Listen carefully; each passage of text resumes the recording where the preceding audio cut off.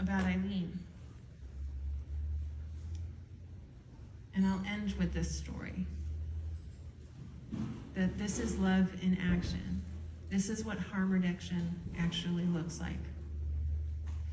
So Eileen was a woman in the housing project, and she was really well known around town. So she would sit outside of the McDonald's or Boots, which is the pharmacy over in England, and she would tap, what they call tapping, which is, like busking, right, asking for money.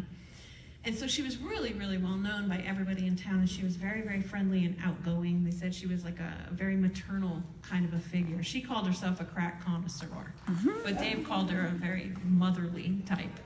They do coexist. Yeah.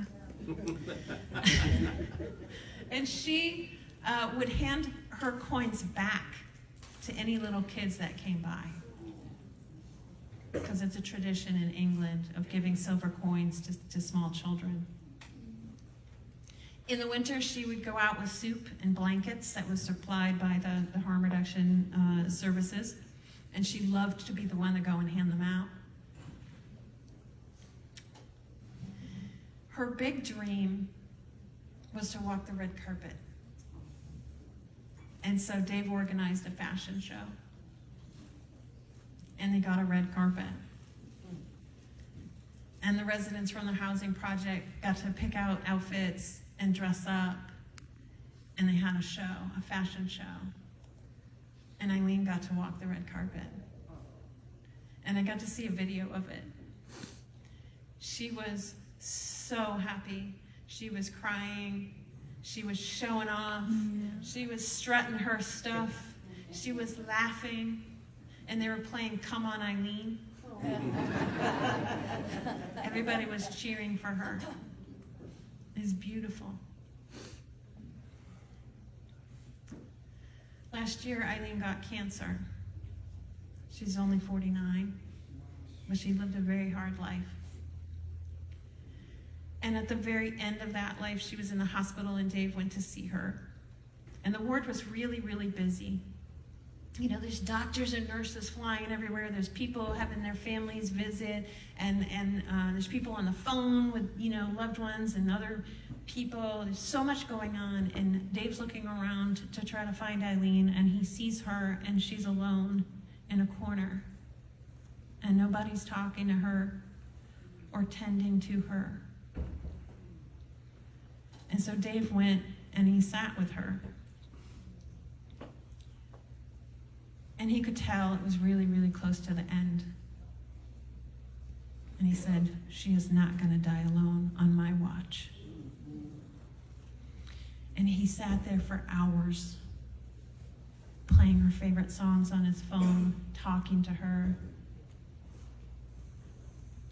holding her hand. He had been in touch with her partner, and he was desperately trying to get there, but he was, David sent him money for a taxi, but for some reason he was riding his bike, and he was trying to get there in time. But as her breathing became more and more labored, it was just Dave. He was stroking her hair and holding her hand. And he said that the moment that she passed was the most serene moment of his life. That there was a peace that came in that moment that is like none other. And he realized that all of those struggles that Eileen had, all the things that were unknown about her, all the challenges she's faced, and all of those strengths that she used to get as far as she did in life were gone. Everything that we didn't know about Eileen was gone. Her partner was in the elevator when she passed. He didn't quite get there in time. So Dave planned the funeral. There was nobody else to plan the funeral, and he found funding for it. And he said, the way he described it, he said, the using community was there, and they had used. A little bit of a shit show.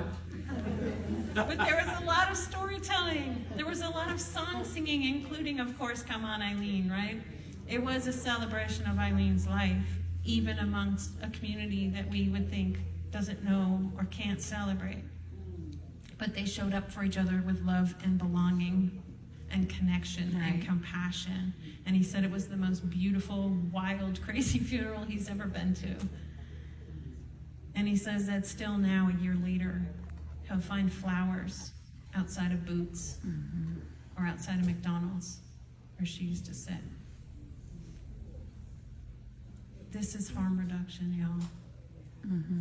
This is the love that is underneath harm reduction. And I hope that y'all can find the ways that are right for you to offer that love to the people that need it the most. Thank you.